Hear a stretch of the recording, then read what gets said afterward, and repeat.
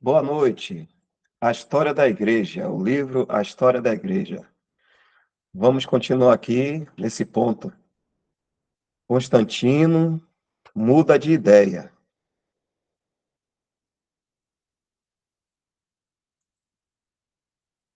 Como o imperador não tinha um juízo independente próprio sobre os assuntos eclesiásticos e certamente não tinha discernimento espiritual para essas controvérsias doutrinárias, não podia se confiar na continuidade de seu favor.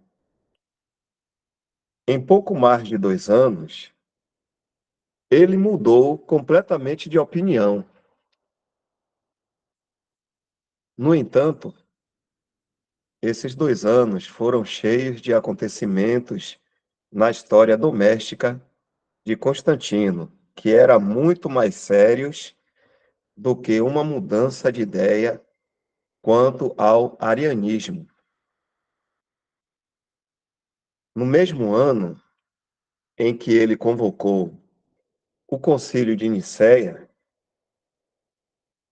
ele deu ordens privadas para a execução de Crispo, seu filho mais velho, e para o sufocamento em banho quente de sua esposa, Fausta, com quem estava casado por cerca de 20 anos.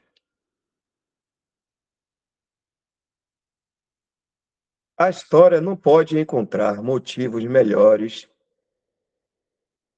para essas obras das trevas, além de um ciúme mesquinho e indigno. Depois eu leio essa nota que está aqui em cima. Volto aqui. Dizem que a sabedoria e bravura de Crispo, na derrubada final de Licínio, excitou o ciúme de seu pai. E isto foi provavelmente fomentado por Fausta, que era sua madrasta. Sabendo que ele foi amargamente reprovado por sua crueldade para com seu próprio filho, ele ordenou a morte de Fausta em seu remorso e miséria. Como temos expressado um julgamento muito decidido contra a natureza ímpia da ligação entre a Igreja e o Estado, já falamos demais sobre a vida privada do imperador, de modo que o leitor pode julgar quanto à aptidão, ou melhor, inaptidão, de alguém tão manchado de sangue,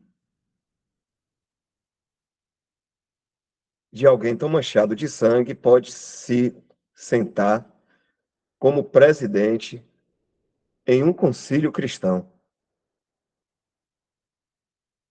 Desde aquele dia até hoje, a Igreja estatal tem sido exposta à mesma contaminação, seja na pessoa do soberano ou do comissário real.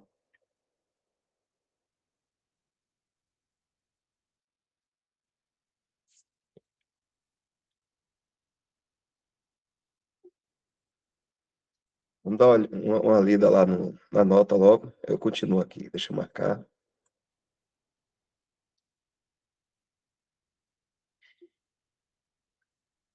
As igrejas orientais, desde o princípio, observavam a festa da Páscoa em comemoração à crucificação de Cristo, o que correspondia à Páscoa judaica.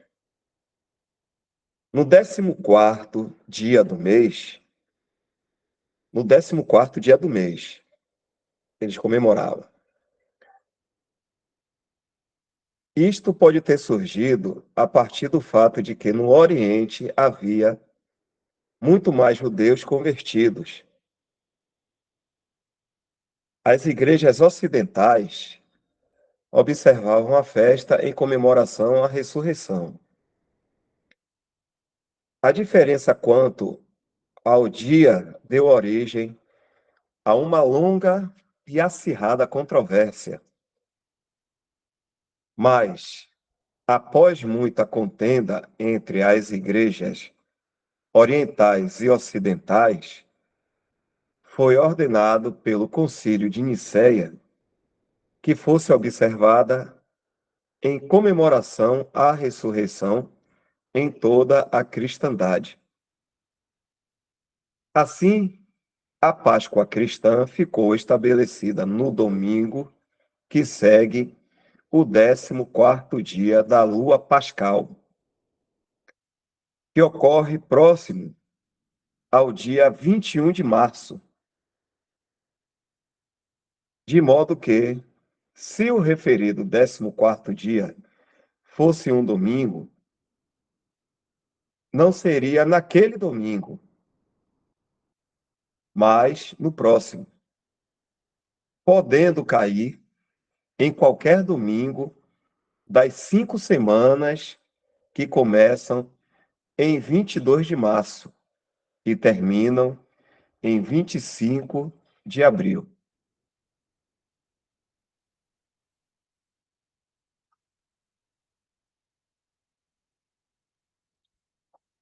Voltando ao texto aqui.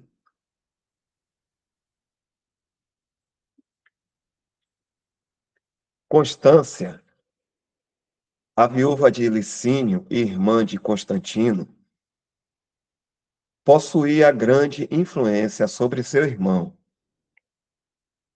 Ela simpatizava com os arianos e estava sob influência deles.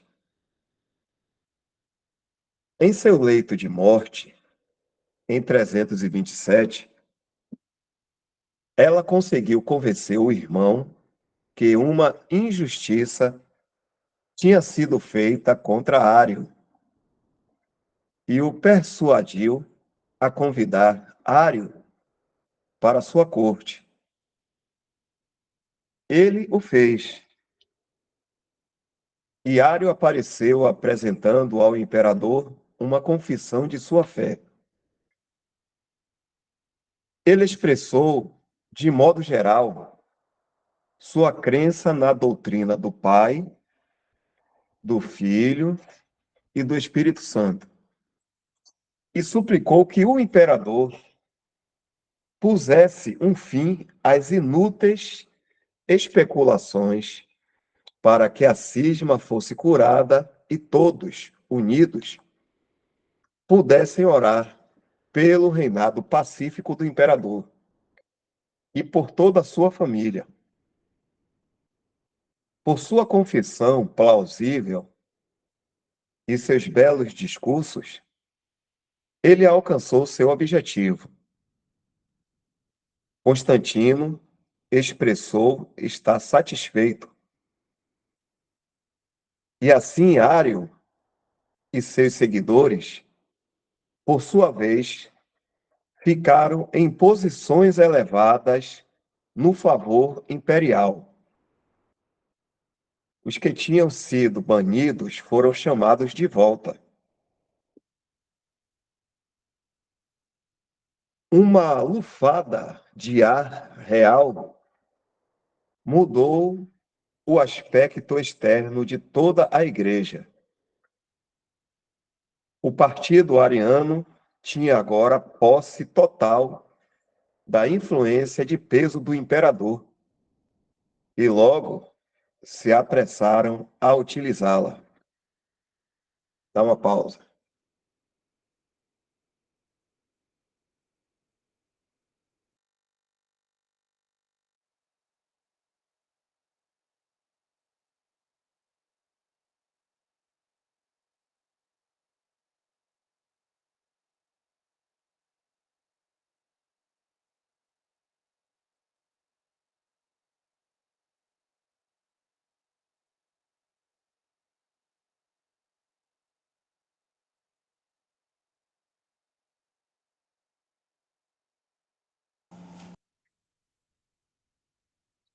Atanásio, bispo de Alexandria. No Concílio de Nicéia, Atanásio participou de modo distinto.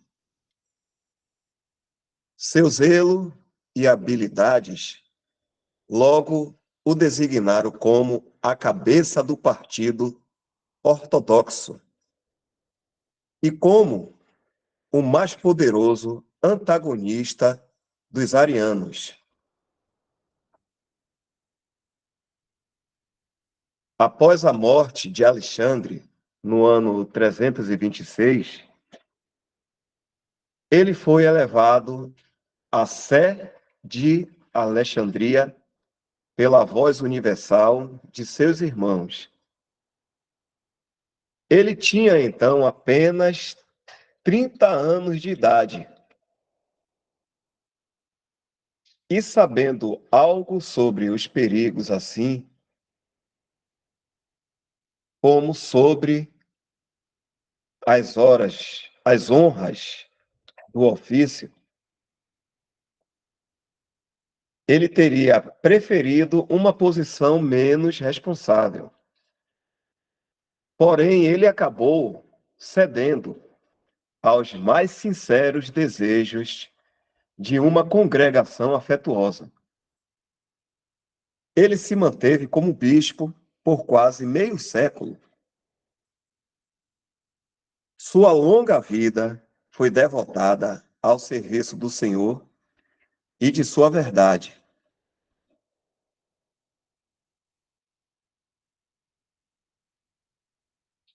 Isso aqui é Atanásio, só para relembrar. Atanásio.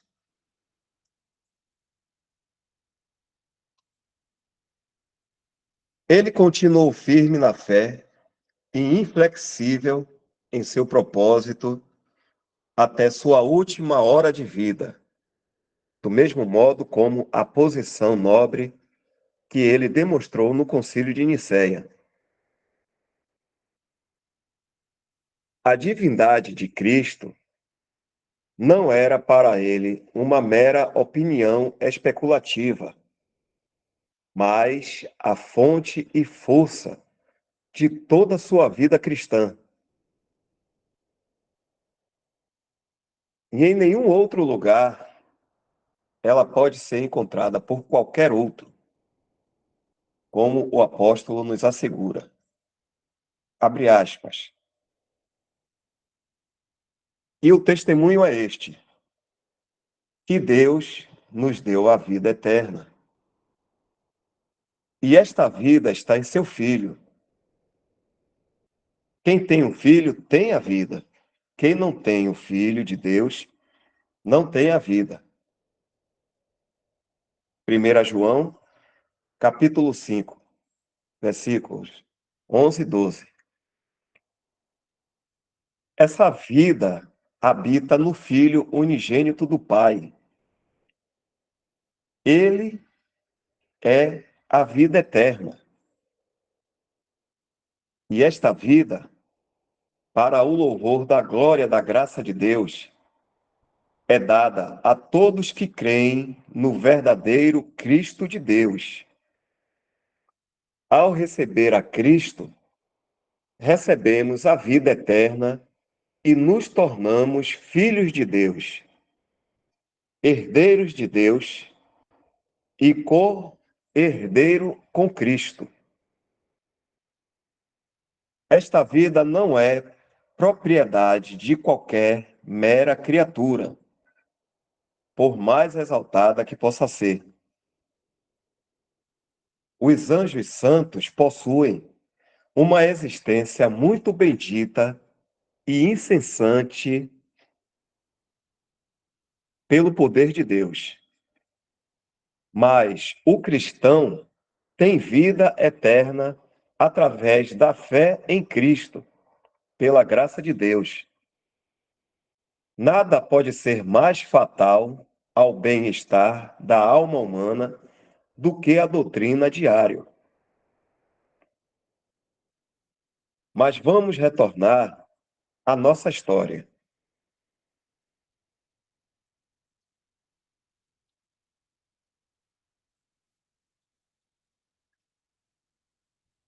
Enquanto o avanço de Atanásio à sede de Alexandria dava grande alegria e esperança aos seus amigos, também encheu seus inimigos com o mais amargo ressentimento.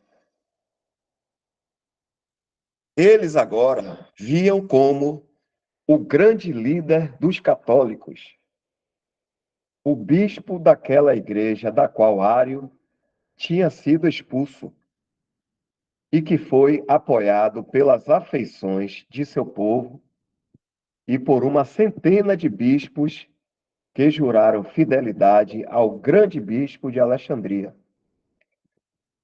Eles sabiam de seu poder e zelo incansável em defesa dos decretos do concílio niceno e podem ter julgado de forma correta que, se sua influência tinha sido tão grande quando em âmbito restrito, o que poderia se esperar quando ele foi colocado em posição tão eminente.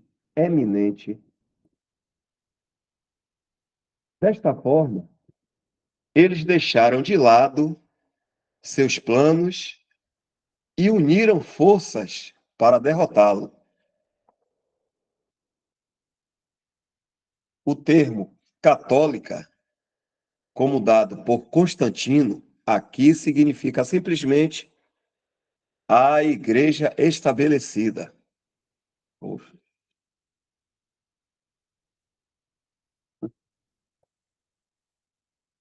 aqui, igreja católica é a igreja estabelecida,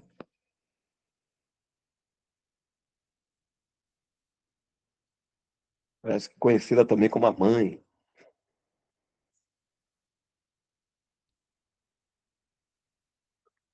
Atanásio contesta a autoridade de Constantino,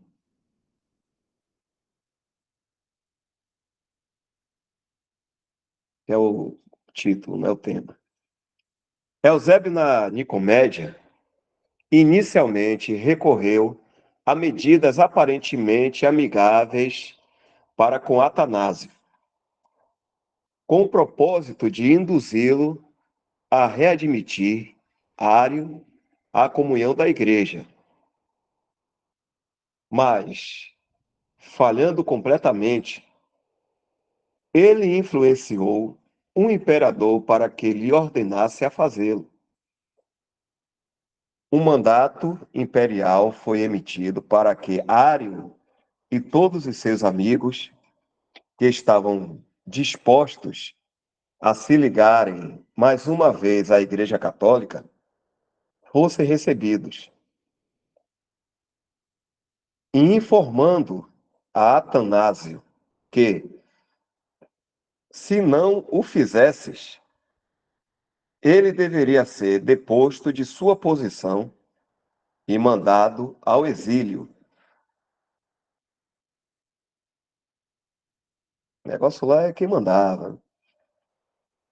Atanásio, no entanto, não se deixou intimidar pelos decretos imperiais, mas firmemente respondeu que não poderia reconhecer pessoas que tinham sido condenadas por um decreto de toda a igreja. Constantino agora descobria, para seu espanto, diz Milman, que um decreto imperial que deveria ser obedecido em trêmula submissão de uma ponta à outra do Império Romano, mesmo se ele tivesse decretado uma revolução política completa ou prejudicasse as propriedades e privilégios de milhares, foi recebido com deliberada e decidida indiferença por um único bispo cristão. Durante dois reinados, Atanásio contestou a autoridade do imperador. Ele suportou a perseguição, calúnia, exílio.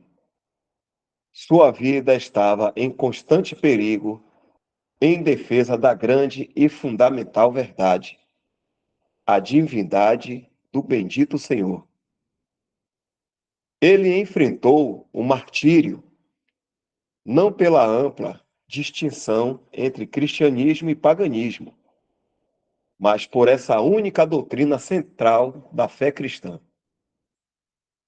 O Senhor Jesus Cristo é Deus.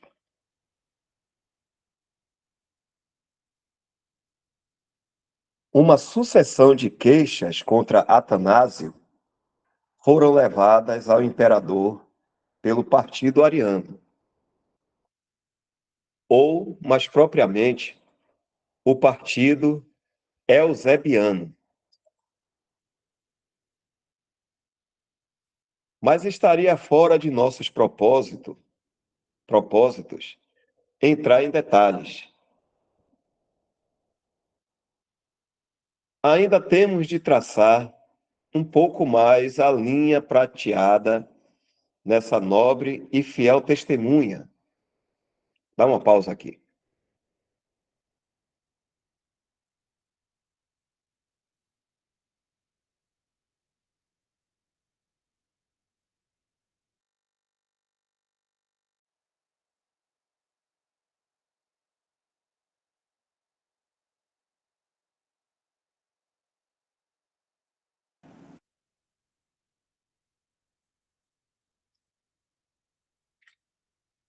A acusação mais pesada era de que Atanásio havia enviado uma soma de dinheiro para uma pessoa no Egito para ajudá-la em um projeto de conspiração contra o imperador. Ele foi intimado a comparecer e responder pela acusação. O clérigo obedeceu e pôs-se diante dele. Mas a aparição pessoal de Atanásio, um homem de poder notável sobre as mentes dos outros, parece ter inspirado temor à alma de Constantino. As acusações frívolas e infundadas foram triunfamente refutadas por Atanásio perante um tribunal de inimigos. E assim, a virtude imaculada de seu caráter foi inegavelmente estabelecida. E tal foi o efeito da presença de Atanásio sobre o imperador que ele denominou um homem de Deus e considerou seus inimigos como os autores dos distúrbios e divisões. Mas esta impressão teve curta duração,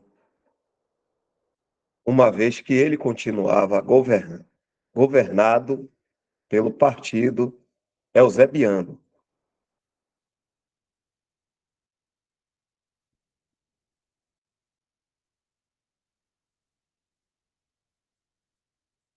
Termina essa daqui, viu, Jefferson?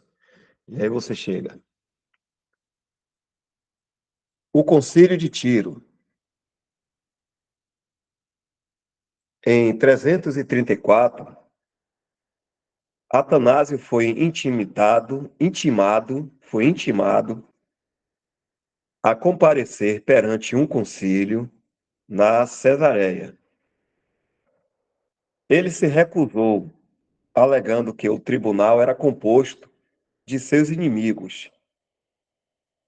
No ano seguinte, ele foi citado diante de outro concílio que seria realizado em Tiro, pela autoridade imperial, no qual ele compareceu.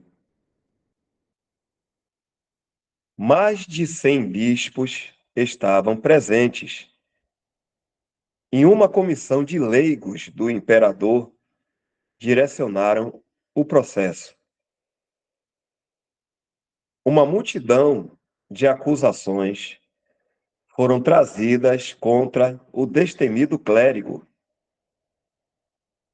mas o mais tenebroso e o único que iremos tomar nota era o crime duplo de magia e assassinato. Disseram que ele tinha matado Arsênio, um bispo de Mileto, que tinha cortado-lhe umas das mãos e que tinha usado ela em rituais de magia. Uma mão tinha sido forjada como prova. Mas Atanásio estava preparado para a acusação. O Deus da verdade estava com ele. Ele calmamente perguntou se os que estavam presentes ali conheciam Arsênio. Ele era bem conhecido por muitos. Um homem foi, de repente, levado à corte, coberto da cabeça aos pés por um manto. Atanásio I descobriu sua cabeça. Ele foi logo reconhecido como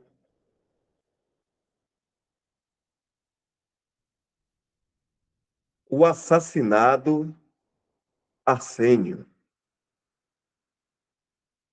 Ele foi logo conhecido como o assassinado Arsênio.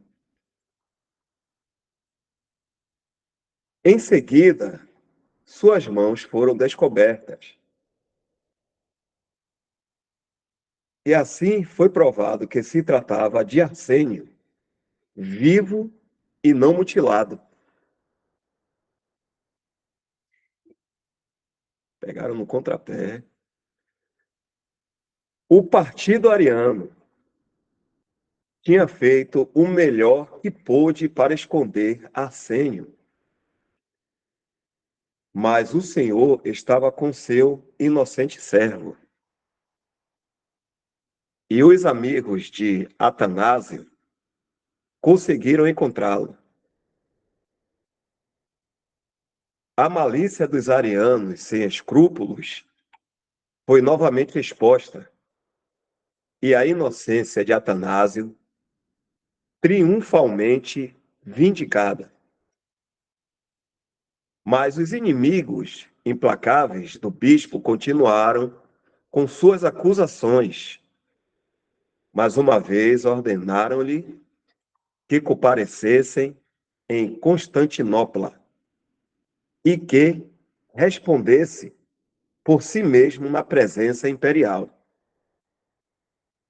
As velhas acusações, nesta ocasião, foram retiradas, mas uma nova foi habilmente escolhida, com vista a despertar a desconfiança do imperador.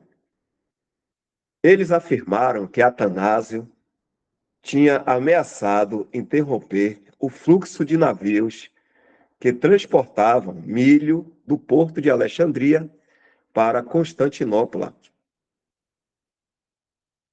Deste modo, uma fome seria iniciada na capital.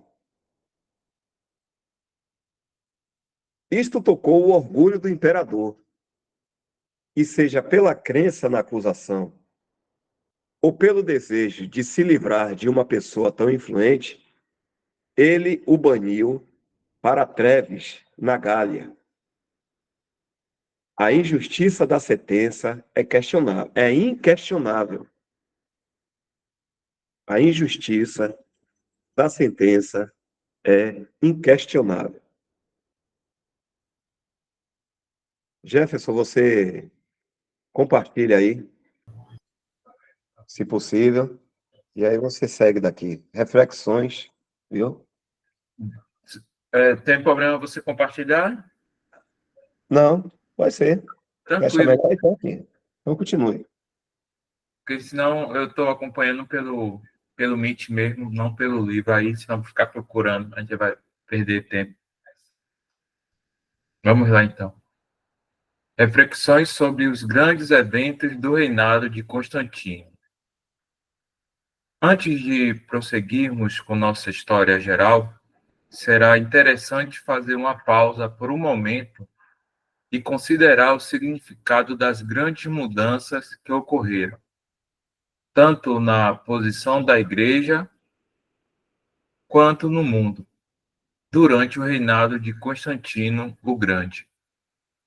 Não seria demais dizer que a Igreja passou pelas mais importantes crises de sua história e que a queda da idolatria pode ser considerada como o evento mais importante em toda a história do mundo. Desde o período pouco após o dilúvio, a idolatria tinha prevalecido entre as nações da terra, e Satanás, por seus artifícios, tinha sido o objeto de adoração. Mas todo o sistema da idolatria foi condenado todo um tempo por todo o mundo romano, se não, se não finalmente derrubado por Constantino. De qualquer modo, ele tinha recebido sua ferida mortal. A Igreja, sem dúvida, perdeu muito por sua união com o Estado. Ela não mais existia como uma comunidade separada e não era mais governada exclusivamente pela vontade de Cristo. Ela tinha abandonado sua independência, perdido seu caráter celestial e se tornado inseparavelmente identificada com as paixões e interesses do poder governante. A gente sempre, só um breve comentário, a gente sempre vê o homem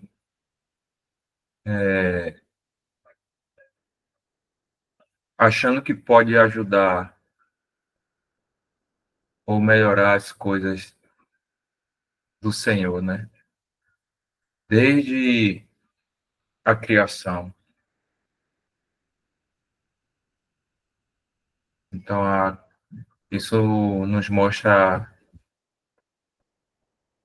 o que a independência pode trazer para nossas vidas.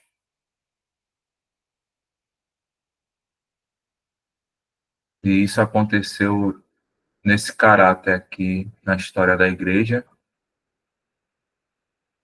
em que hoje nós podemos observar, não só porque nós estamos separados, temos luz dessas graças ao Senhor, por causa dessas verdades, o quanto a igreja já deixou o Senhor de fora, né? O quanto isso foi perpetuando durante toda essa história, esses longos anos, e o Senhor foi ficando do lado de fora, né? Então a gente tem que, nós temos sim que sempre ter um coração grato pelo que o Senhor fez na cruz, pelo que o Senhor tem nos dado, dessas verdades que nos nutre para que a gente possa caminhar ainda aqui, mais longe, mais longe não. Nossos olhos, como a palavra diz, fitados no Senhor Jesus, separados dessa contaminação que hoje é a grande casa.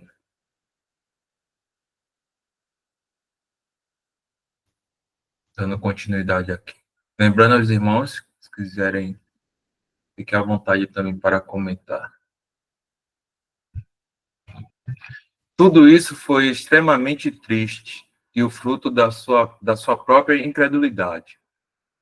Mas, por outro lado, o mundo ganhou muito com essa mudança. Isto não pode ser ignorado em nossas lamentações.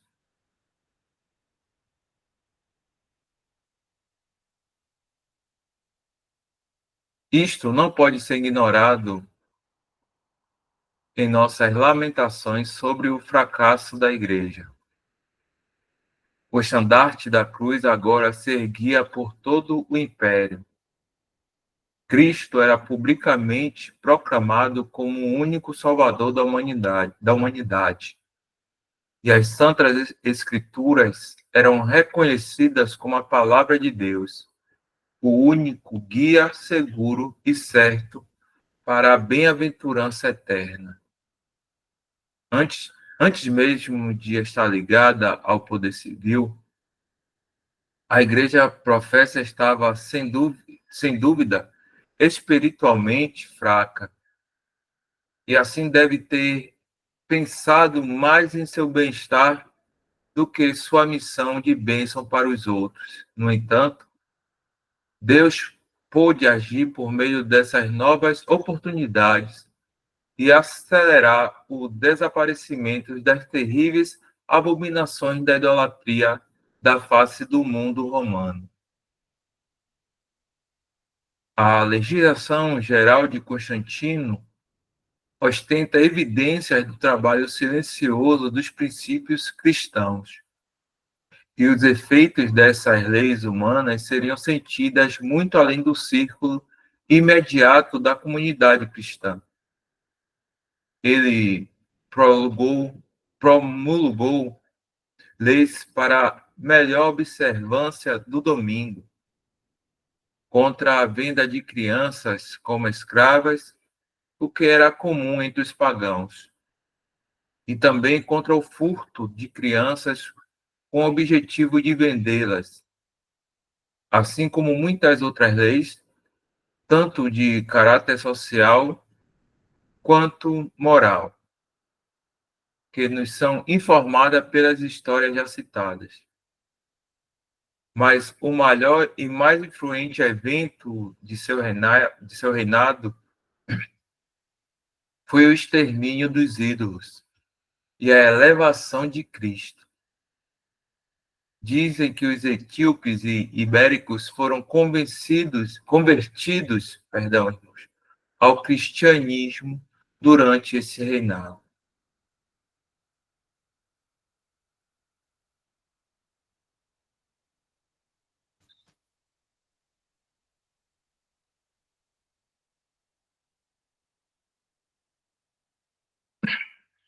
Os filhos de Constantino, de 337 a 361 depois de Cristo.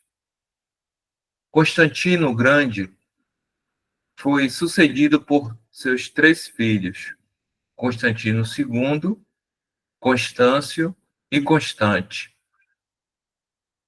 Eles foram educados na fé do Evangelho e tinham sido nomeados Césares por seu pai. E em sua morte, eles dividiram o império entre eles. Constantino II ficou com a Gália, Espanha e Grã-Bretanha. Constâncio ficou com as províncias asiáticas e com a capital, Constantinopla. E Constante ficou com a Itália e a África.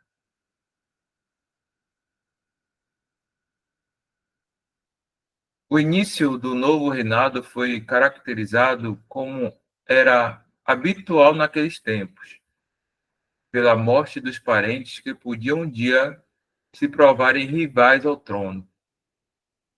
Mas, juntamente com os velhos e usuais ciúmes e hostilidades políticas, um novo elemento agora aparece: a controvérsia religiosa. O filho mais velho, Constantino, era favorável aos católicos e sinalizou o começo do seu reinado chamando Atanásio de volta e colocando-o novamente como bispo de Alexandria. Mas em 340, Constantino II foi morto em uma invasão da Itália e Constante tomou posse dos domínios de seu irmão, se tornando assim o soberano de 2/3 do império. Ele era favorável às decisões do Concílio de Nicéia e aderiu com firmeza à causa de Atanásio. Constâncio, sua imperatriz e a corte, perdão, Constâncio, sua imperatriz e a corte eram parciais ao arianismo. E assim a guerra religiosa começou entre os dois irmãos, entre o Oriente e o Ocidente, e foi levada adiante sem justiça ou humanidade, o que não tinha nada a ver com o espírito pacífico do cristianismo.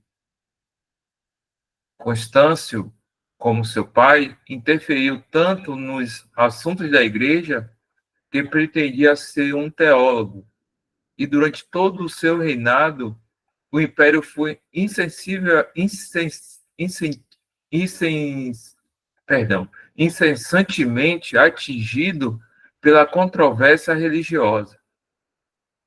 Os concílios se tornaram tão frequentes que estabelecimentos políticos eram constantemente empregados para abrigar os bispos em contínua viagem.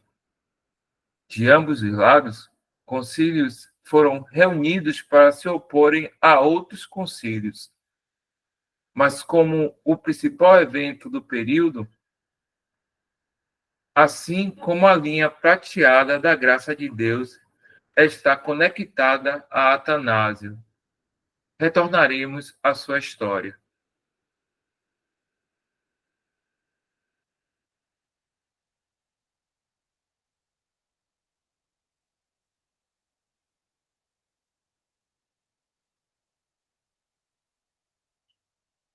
A história de Atanásio.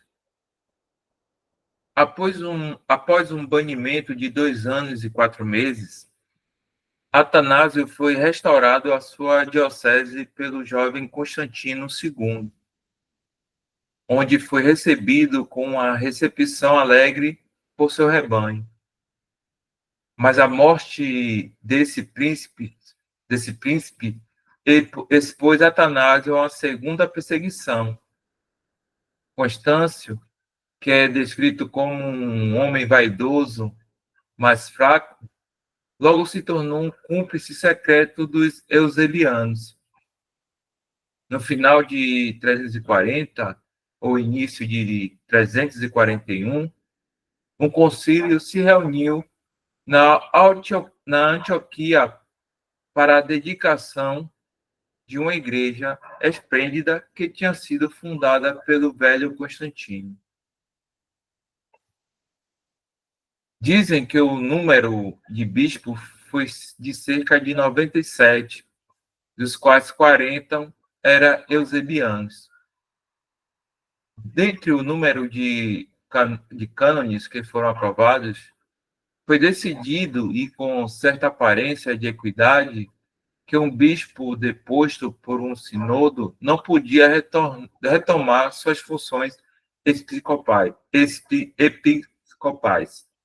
até que ele tivesse sido absolvido pelo julgamento de um outro sínodo de igual autoridade. Esta lei foi evidentemente passada com uma referência especial ao caso de Atanásio. E o concílio pronunciou, ou melhor, confirmou sua destituição. Gregório, um capadócio, um homem de caráter violento, foi nomeado para a Sé. E Filágrio, o prefeito do Egito, foi instruído a apoiar um novo primaz com os poderes civis e militares da província. Sendo Atanásio o favorito do povo, eles se recusaram a ter um bispo nomeado pelo imperador. Cenas de desordem, indignação e profanação se seguiram. A violência se achou necessária para apoiar a iniquidade, diz Milner, e um príncipe ariano foi obrigado a trilhar os passos de seus antecessores pagãos para apoiar o que ele chamava de igreja.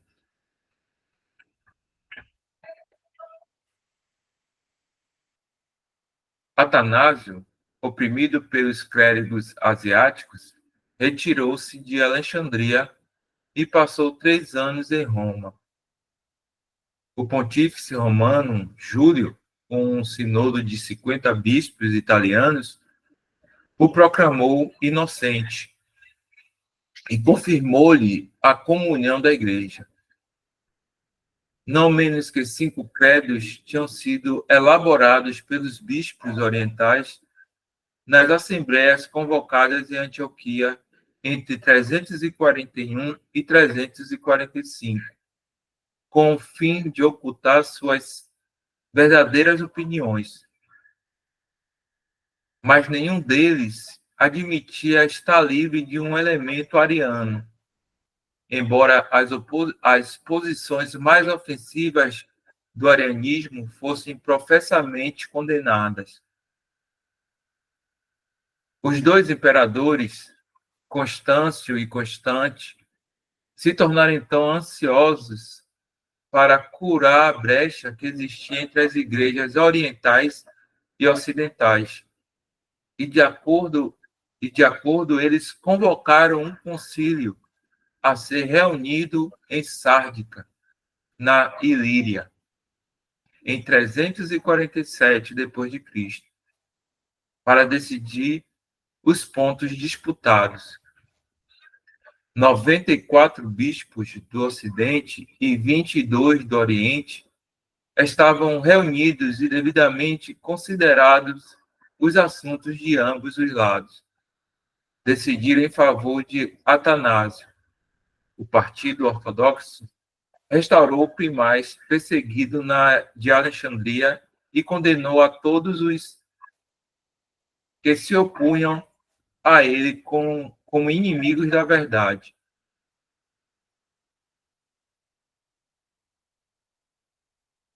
No meio tempo, o intruso Gregório morreu, e Atanásio, em seu retorno a Alexandria, após um exílio de 8 anos, foi recebido com júbilo universal. A entrada do arcebispo em sua capital, disse alguém, foi um cortejo triunfal. A ausência e a perseguição tinham tornado ele querido para os alexandrinos, e sua fama foi difundida da Etiópia até a Grã-Bretanha, ao longo de toda a extensão do mundo cristão.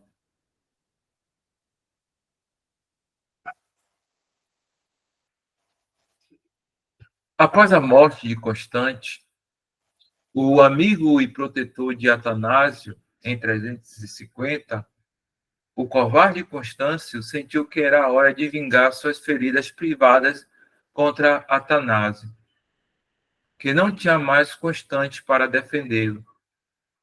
Mas como ele iria cumprir seu objetivo, era a dificuldade. Vou estar relendo aqui. Mas como ele iria cumprir seu objetivo, era a dificuldade. Se ele decretasse a morte do mais eminente cidadão, a ordem cruel seria executada sem qualquer hesitação.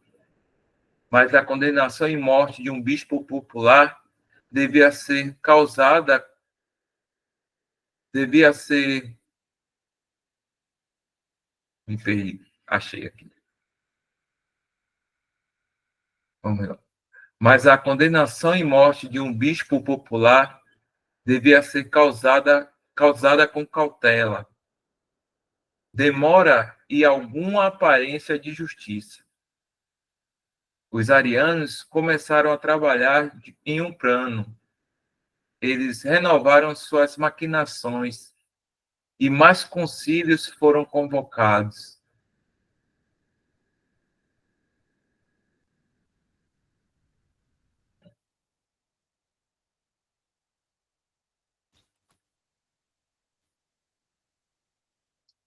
Os concílios de Arles e Milão. No ano 353, um sínodo foi realizado em Arles e em 355, um outro em Milão.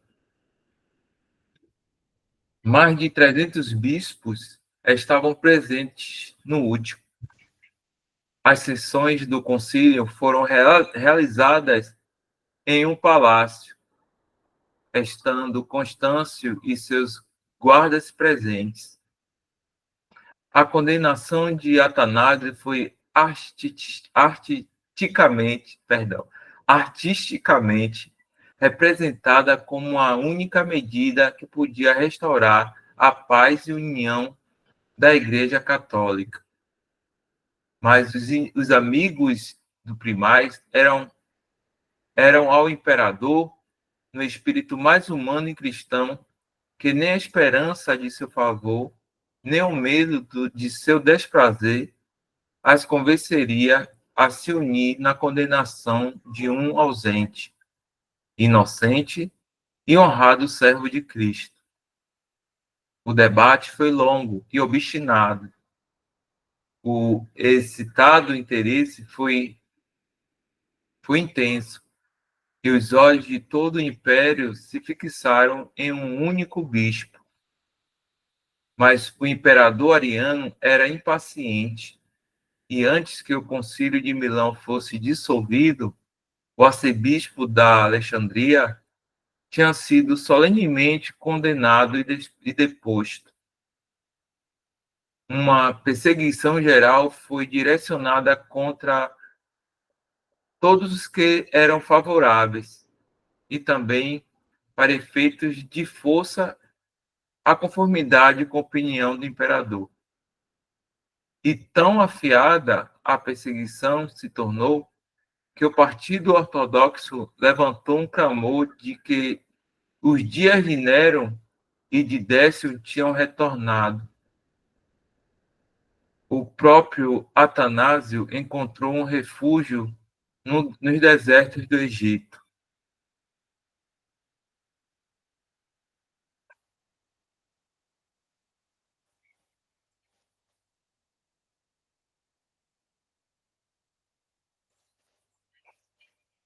A morte e os sucessores de Constâncio. No ano 361, Constâncio, o patrono dos arianos, morreu. Assim como seu pai, ele adiou seu batismo até um pouco tempo antes de sua morte. Os dias prósperos dos arianos estavam acabados. Juliano, comumente chamado de o apóstata, sucedeu ao trono e provavelmente para mostrar sua total indiferença à questão teológica em disputa. Ordenou a restauração dos bispos que Constâncio tinha banido.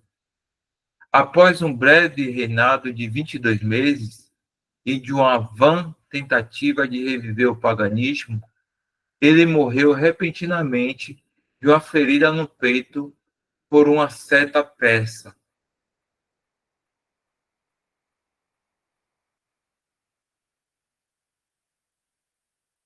Joviano, que sucedeu imediatamente Juliano ao trono, professava o cristianismo. Ele foi o primeiro dos imperadores romanos que deu evidências claras de que realmente amava a verdade como ela é em Jesus. Ele parece ter sido um cristão sincero antes de subir ao trono. Uma vez que dissera ao apóstolo Juliano que preferia deixar o serviço do que a sua religião. No entanto, Juliano o valorizava e o manteve por perto até a sua morte. O exército, o exército declarou a si mesmo cristão. O Labaro, que tinha sido deixado de lado durante o reinado de Juliano, era novamente levado na linha de frente. Joviano, no entanto, tinha aprendido dos tempos passados que a religião não podia avançar por força exterior. Deste modo, ele permitiu total tolerância para com seus súditos pagãos. E no que diz respeito às divisões entre os cristãos, ele declarou que não molestaria ninguém por conta da religião, mas que amaria a todos aqueles que estudassem a paz e bem-estar da Igreja de Deus. Atanásio, ao ouvir sobre a morte de Juliano, retornou a Alexandria para a agradável surpresa e alegria de seu povo. Joviano escreveu a Atanásio confirmando em seu cargo e convidando-o à sua corte. O bispo atendeu ao convite. O imperador desejava instrução e conselho. Através de uma relação pessoal, ele ganhou influência sobre Joviano, o que seus inimigos em vão tentavam perturbar. Mas o reinado deste príncipe cristão durou apenas cerca de 8 meses. Ele foi encontrado morto em sua cama em 17 de fevereiro de 364, tendo sido sufocado, como se supunha, um carvão vegetal.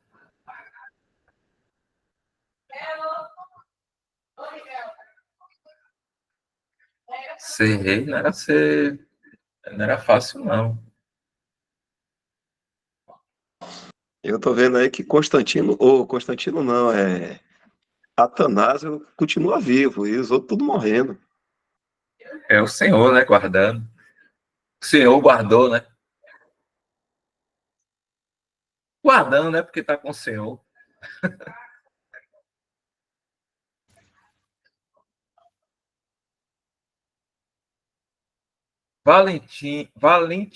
Valentiniano e Valente. Joviano foi sucedido por 2 irmãos, Valentiniano e Valente. O primeiro governou no Ocidente e o último no Oriente.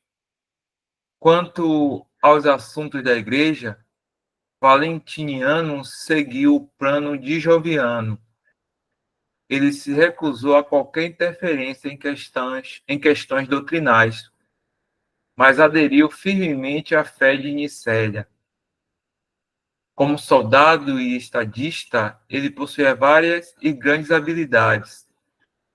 É dito que ambos irmãos se expuseram ao perigo pela profissão do cristianismo. Oi, mais um pouco, irmão.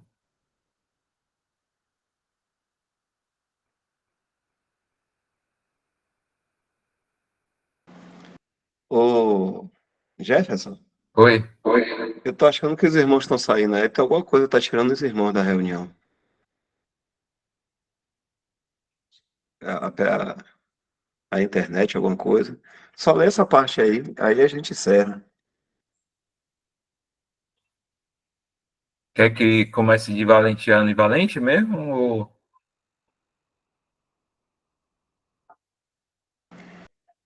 Tá parecendo que tá saindo um atrás do outro aqui, parece que tem alguma coisa que foi tirando os irmãos aqui da reunião.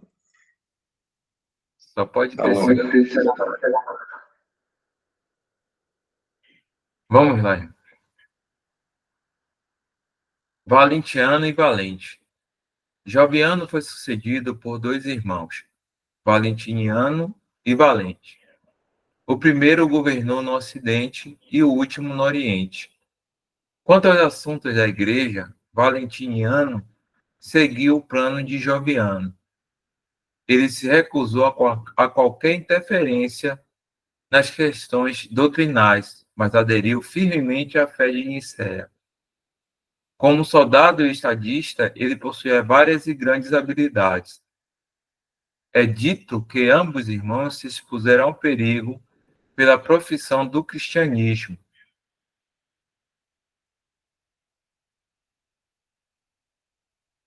Do reinado de Juliano.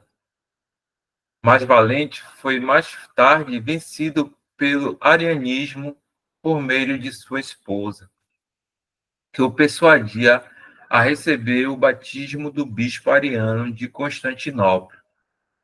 Disse que o bispo exigiu dele um juramento de perseguir os católicos.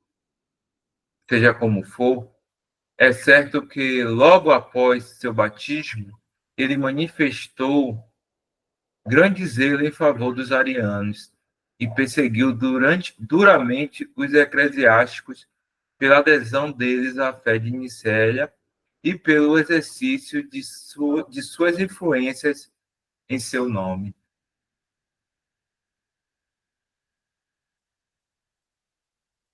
Continuando esse ponto ainda, aqui. Vamos ver até onde dá, porque o horário chegou. Vai, já vi. Isso. Sobre o decreto de Valente, em 367 d.C., Atanásio foi mais uma vez atacado pelos arianos, os inimigos da piedade cristã. Tatiano, governador de Alexandria, tentou levá-lo para fora da cidade, mas os sentimentos do povo eram tão fortes em favor do venerável bispo que ele não se atreveu a executar suas ordens por um tempo. Enquanto isso, Atanásio, sabendo o que se aproximava, se retirou silenciosamente e permaneceu por 4 meses escondido no sepulcro de seu pai.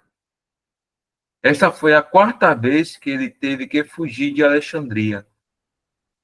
Valente, no entanto, pelo medo que ele aparentemente tinha do povo, chamou-o de volta e permitiu que ele, sem qualquer impedimento, prosseguisse com seus trabalhos pastorais até 373 d.C., quando foi chamado de seu trabalho na terra para seu descanso no céu. Valente morreu em uma batalha com os godos, no ano de 378, após um reinado de 14 anos.